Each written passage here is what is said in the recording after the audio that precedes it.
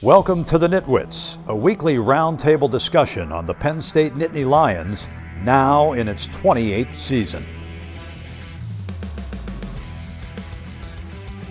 Our panel features a longtime Penn State media and Nitwits tag team, Neil Rudel of the Altoona Mirror and Mark Brennan of Lions 24/7 with Fight on State. And each week we welcome a former Nittany Lion as our special guest analyst. The Nitwits are brought to you by Irwin Financial, Raymond James, a firm foundation for your financial future. By Reed and Solani Orthodontics, providing friendly, family-focused orthodontic care in Altoona, Bedford, and Huntington. By Kogan Electric, lighting the way for you. By Blair Candy Company, the one-stop shop for all your tailgating needs. Candy, snacks, paper supplies, and more. By Dorman's Jewelry, the answer is always Dorman's. By Harry's Construction, if you can dream it, we can create it. By DeLeo Games, serving the community since 1945. By Keller Engineers, delivering results, exceeding expectations. By Lions 24/7 with Fight on State, your online home for Penn State football and recruiting coverage. And by the Altoona Mirror, featuring Penn State Game Day every Friday and Penn State Extra every Monday.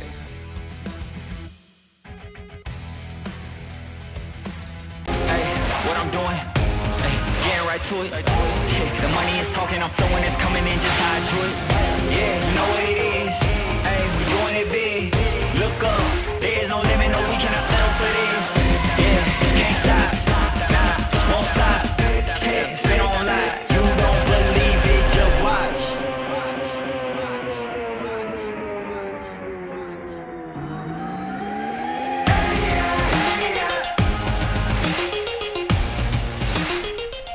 Welcome to Nittany Nation Overtime. Oh my God, where did the season go? We're here to wrap up the Pinstripe Bowl, Penn State with a 22-10 win over Clemson. As always, Mark Brennan and our old pal, I don't mean old, but our pal, Joe Nastasi.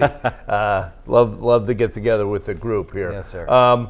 Penn State wins its fourth game in a row, sends Terry Smith and that feel-good story out on a winning note.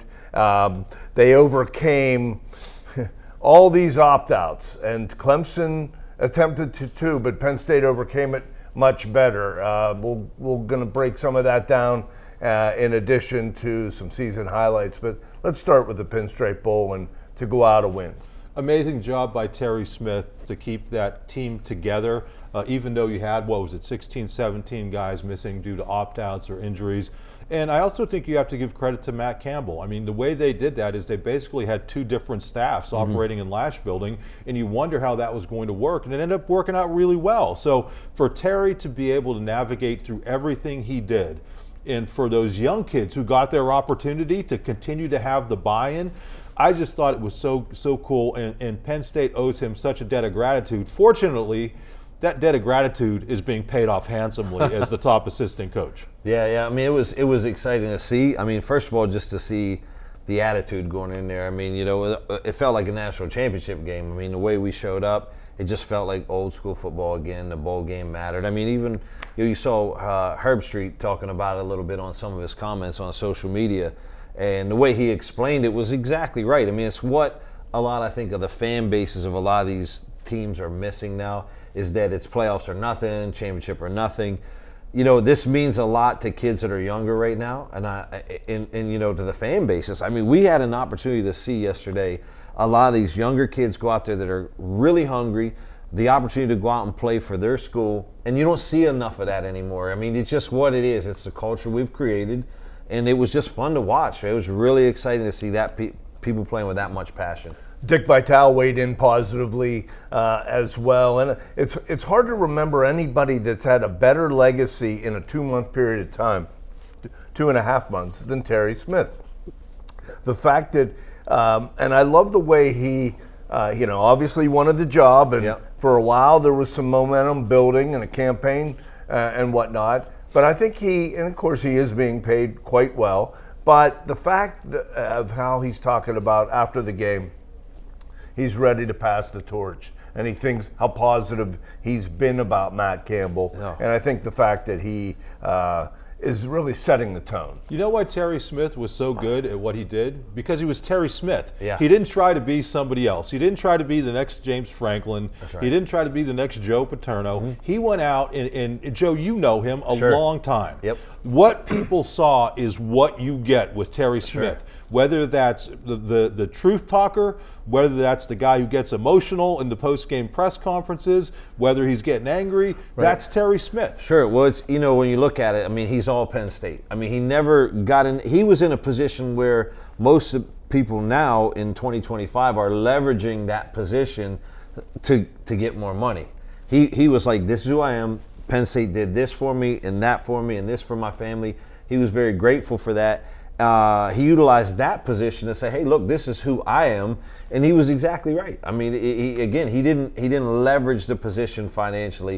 It ended up working out good for him. So it's a feel good story. But that's exactly who he is, just like you were saying. One of the storylines about the opt-outs that I think was so positive is the fact that one of Penn State's top players, Denai Dennis Sutton, decided to play. Terry said he told him right after the Rutgers game he intended to play and he wanted to win the MVP. And he just set such a tone for a lot of younger players. Sure. I think his legacy is really cemented just by playing so well in that Neil, game. and he's a guy again that maybe had the most stock in this thing to lose, you know, from an injury. Like, you think about it, he may be the highest draft pick we have in this draft. Right.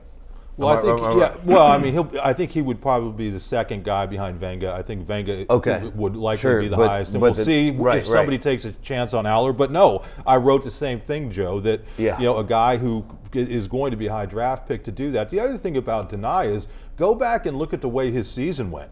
And, you know, once the coaching change was made, it was like a light went on for him. I mean, in the last 7 games, I think he had 6.5 sacks, and he finished with 8.5 on the season. So, you know, this is a guy who it wasn't a great season overall, but it ended out working well for him. And, Joe, we talked about it before the show. I think this is the sort of thing that NFL scouts look at, and if they're choosing between 2 different players, that could be a differentiator. No question. I mean, these other guys are in the playoffs. They're getting those reps. They're getting that playing time, like Bain and some of those other defensive linemen. I love it for him. I think this is more of a measuring stick than the combine is, in my opinion. Okay, we're going to step out for our first break and be back and talk about Ethan Grunkemeyer and where the quarterback situation stands going into next year. The Nitwits are being brought to you by Irwin Financial Raymond James, a firm foundation for your financial future.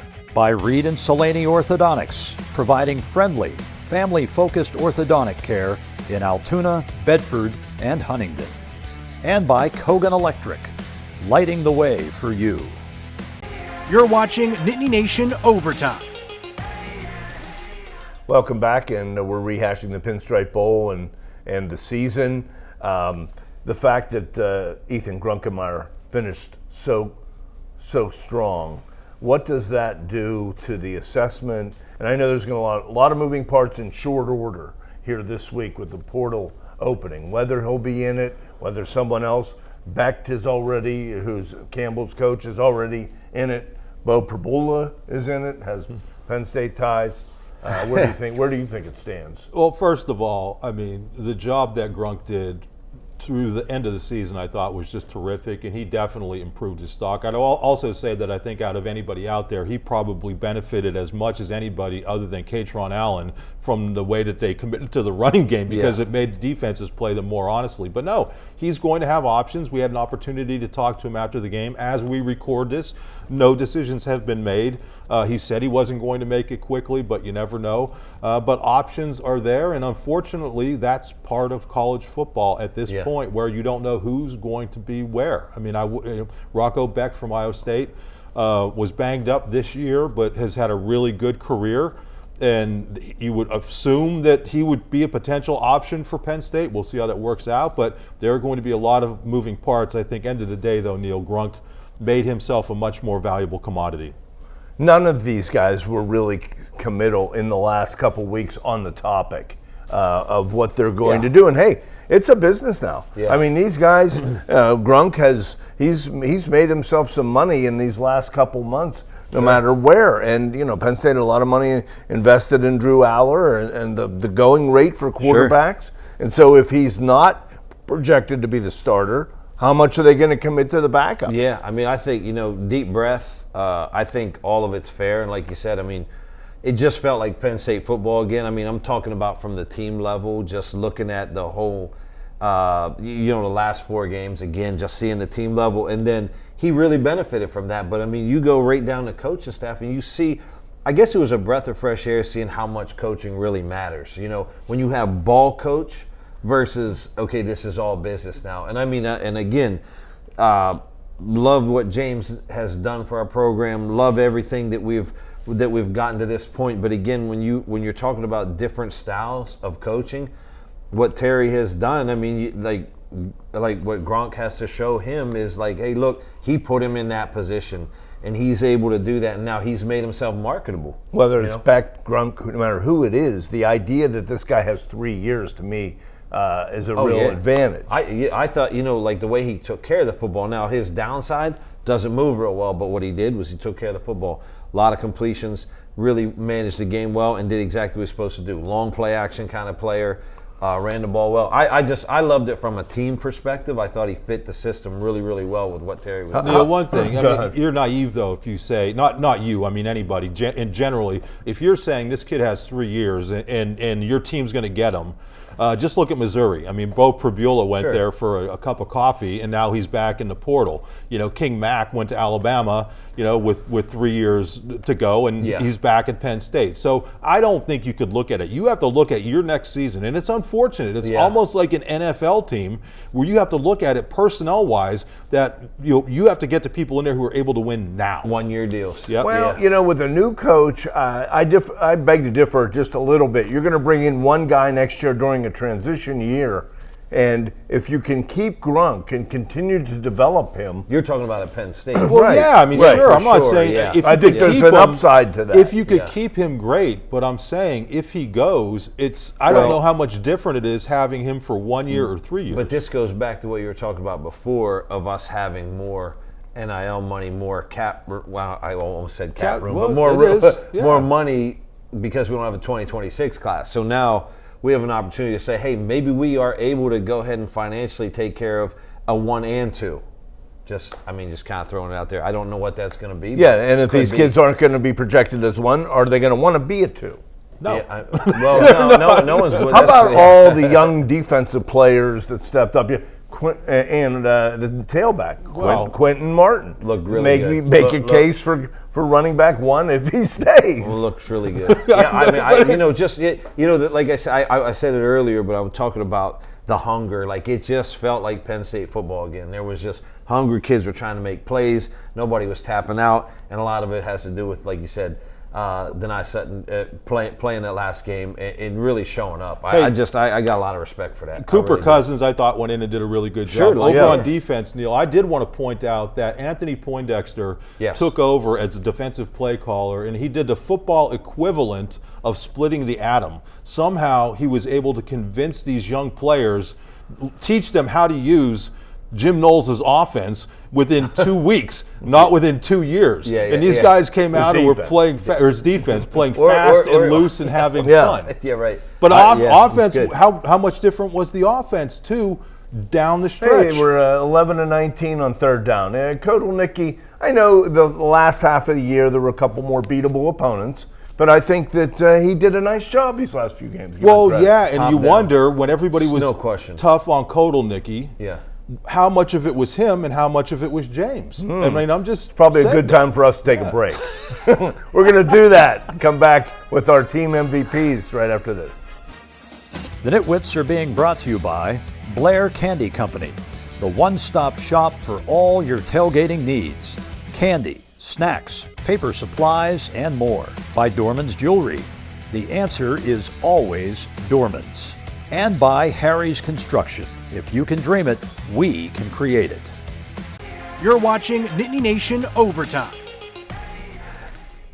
Welcome back. This is our last gathering of the Nitwits for the season. We're glad that the people aren't listening when we're off the air. Because I don't know. We might not ever be on the air. Yeah, no, we're good. This has been great. Yeah, this Love season's going to be remembered for a lot of the wrong reasons. I mean, obviously, when you have to fire your coach halfway through, you've now hired his replacement. Very eventful off the field. But how about a couple MVPs and unsung heroes? Well, let's start with you. Yeah, I mean, offensively, I think without a doubt, Katron Allen. When they finally decided to do what everybody was clamoring for and give him the rock over and over and over again, it not only made him better, it made everybody else better. It made Nick Singleton better. Nick was a different player when they were looking at to use him kind of in a different role. So he's first and foremost my MVP. It was too bad because I wonder how much further up these All-America lists he might have been had they fed him the pigskin early and often. Yeah. How about you, Joe? You have an MVP well, pick? I do. I mean, I would piggyback off that. I mean, hard to argue that. But I would also, on the defensive side, Sutton just showed me how progressively he just got better and better. But I'm going to kind of go with a corner, AC Collins. So Squirrel Collins. Yeah. To me, just every game kept getting better and just kept showing up. Like, I really have a lot of respect. Not only respect, but here's a guy that's increasing his stock again for the next level or this level or whatever it is, just showing up and being that kind of player. So, AC Collins to me, again, I'm giving a lot of that credit based on. Can I throw one more showing guy? up. I thought Amari Campbell. Yes. He apparently has like a Yeah, 250 IQ because he was able to grasp the Jim Knowles defense. I'll get it right this time. call. I'm not letting Yeah. go We'll of see that. how Yeah, Tennessee does. Right. Good call on that though, Yeah. because he did he was undersized. I think There was some an impression honorable there. mention, Grunk kept the roof on the building after Aller was hurt. We've seen other backups, quarterbacks not be able to function. And I'm going to throw a shout out, this is a little bit more of an unsung hero, to Ryan Barker. Yeah, absolutely. There you Well, go. if we're talking unsung heroes, what about Gabe Nwosu? Yeah. I mean, there's a guy Their who kicking game was excellent. He Yes, it was. basically rendered the opposing return game null. They got basically nothing out of that, and he right. was very good as a kickoff guy and a punter. How about, do you have a best moment of the season? Best moment of the season, I would say the entire Nebraska game. Okay. I think that Nebraska game, the atmosphere, everything that went into it, the crowd, I mean, I just thought again, I keep talking about, it felt like Penn State football. That was a Penn State football belt to you-know-what, and that one felt really good to me. I thought that was the moment of the season, in my opinion. You have one? Terry Smith being carried off the field at Michigan State. I'm still ticked that people were looking at that the wrong way, as if they were celebrating as if they won the Super Bowl. And I said it on the show at the time. They were celebrating because this man did something unbelievable for this program. Sure. And he did a great thing, and I thought that was such a genuine moment. And it just, to me, it almost felt like Penn State football was back in that moment. Those are two good calls. I'll throw out the Pinstripe Bowl. Ended on a positive, showed great leadership after a lot of guys that I really wondered whether it was the best interest for all these guys to opt out. How about a worst moment? If you would have seen Neil in the Pinstripe Bowl press box, you'd have never guessed that You would have been called his it the favorite. worst bowl experience you ever had. I wasn't wrong. We were freezing. I'm sorry, I'm interrupting. Yeah, What was go your ahead. other Yeah. question? What The worst moment. The worst moment? I think it was when Franklin was fired. And I'm not saying that didn't need to happen. But, I mean, wow, it's like we're in a new realm of college athletics at this point, and I can't imagine how bad those players felt. When I heard that the players were taking it on themselves, as if they felt that they got the man fired, I mean, to me, that is like deep, heavy stuff. How about you, Joe? You have a bad moment, worst moment? I think it's a two-part. It was watching that UCLA game just fall apart. Okay. And then following up with that Northwestern loss. Like, you felt, okay, you had that one. That was the bad spanking, and then we were going to go ahead and pick it up. That was a rough back-to-back. And that cued the Fire Franklin chance. Yeah. I'm going to put the interception versus Oregon. Yeah. It just Yeah. changed Oh, yeah. everything. Yeah, I It agree. reminded you of the Notre Dame loss. How about college football playoff starts this week? You have a pick.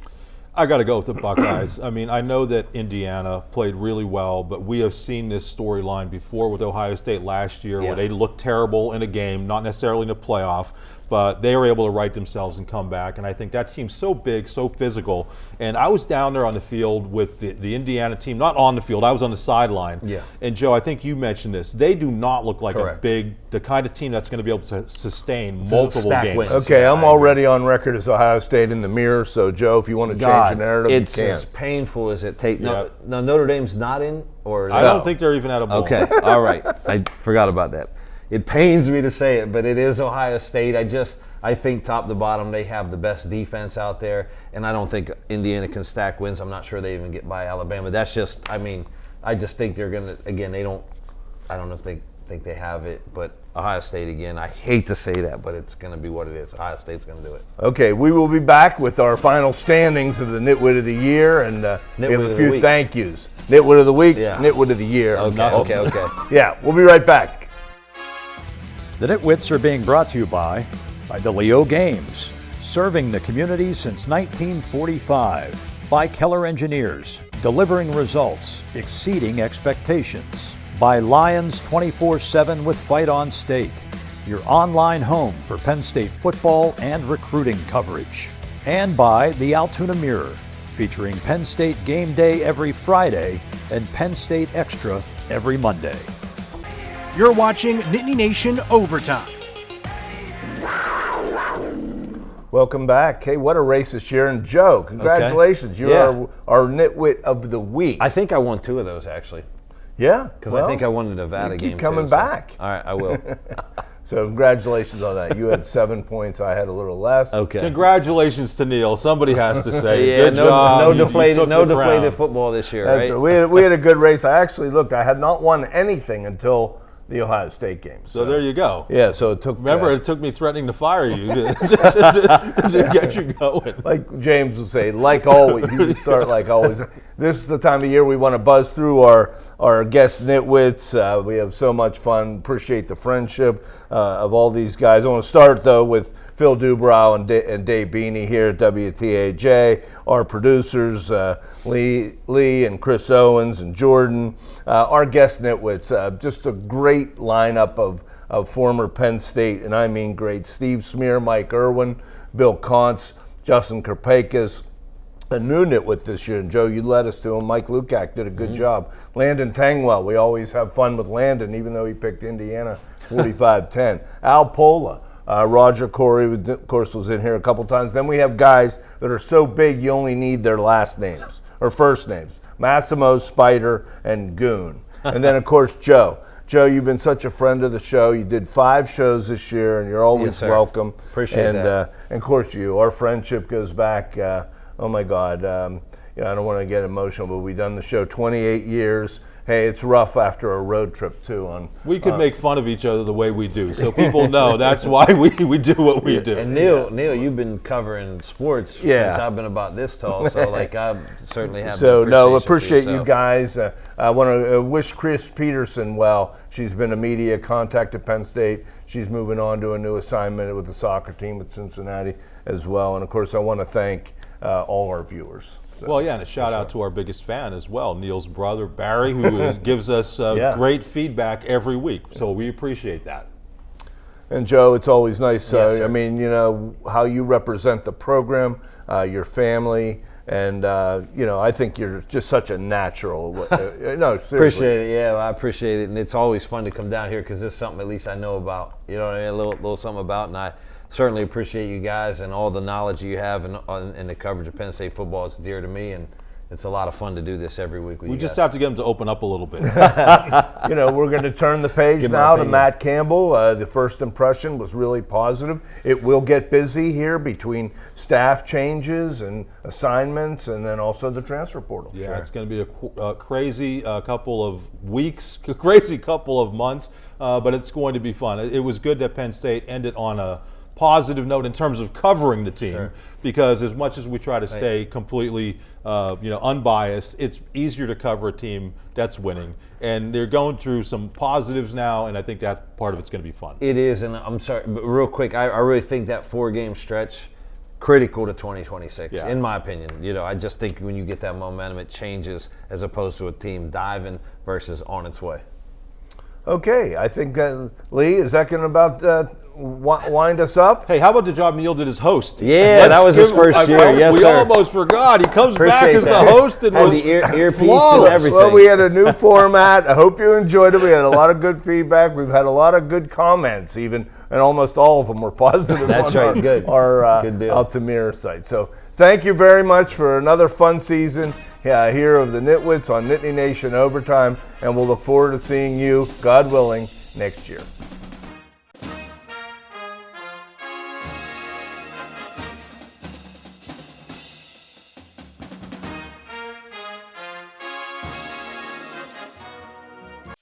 The Nitwits have been brought to you by Irwin Financial, Raymond James, a firm foundation for your financial future. By Reed and Selaney Orthodontics, providing friendly, family-focused orthodontic care in Altoona, Bedford, and Huntington.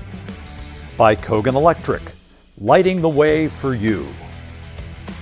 By Blair Candy Company, the one-stop shop for all your tailgating needs. Candy, snacks, paper supplies, and more. By Dorman's Jewelry, the answer is always Dorman's.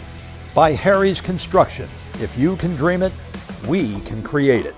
By DeLeo Games, serving the community since 1945. By Keller Engineers, delivering results, exceeding expectations. By Lions 24/7 with Fight on State, your online home for Penn State football and recruiting coverage. And by the Altoona Mirror, featuring Penn State Game Day every Friday and Penn State Extra every Monday. Thanks for watching, and we'll see you next week.